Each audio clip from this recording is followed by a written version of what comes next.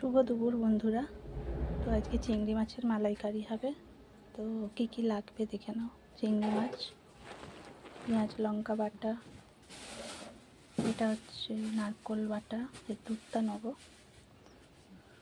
কাজু আর পোস্ত বাটা, আদা রসুনের পেস্ট আর টমেটো, ব্যাস। এবার চলো তৈরি করি, আবার দেখাবো। আমি মাছগুলো কড়াই ভাজতে বসিয়ে দিয়েছি। মাছগুলোকে হলুদ, নুন আর কাশ্মীরি লঙ্কা মাখিয়ে মাছগুলো ভাজছি তেলেতে।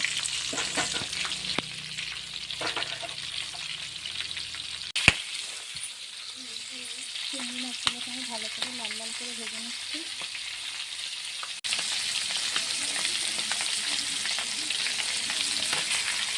ভালো করে লাল লাল করে ভেজে তুলে নেবো তুলতে। আমি সব মাছ লাল লাল করে ভেজে তুলে নিয়েছি, দেখো।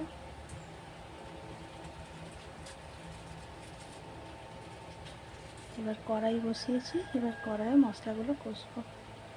কড়াইতে আমি পেঁয়াজ বাটা, লঙ্কা বাটা আর গোটা গরম মশলা দিয়ে পেঁয়াজটা কিছু লাল লাল হলে আদা রসুন পেঁয়াজ বাটা দেবো। আদা রসুনের পেস্ট আর টমেটো কুচিটা দিয়ে দিয়েছি, দিয়ে এটাকে লাল লাল করে ভাজবো।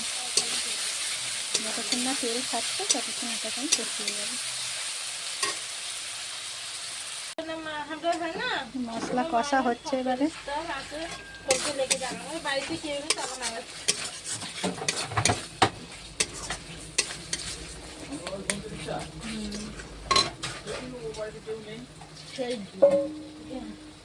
পোস্ত আর কাজু বাদাম বাটাটা এবার দিয়ে দিলাম।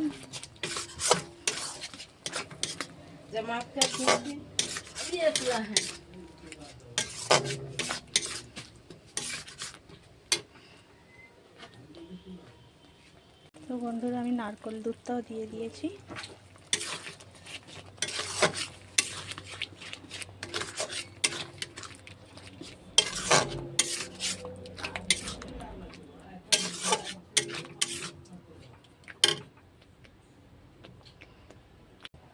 আমার হয়ে গেছে চিংড়ি মাছের মালাইকারি। তো দেখে না, দেখে না। ঠিক আছে বন্ধুরা, টাটা।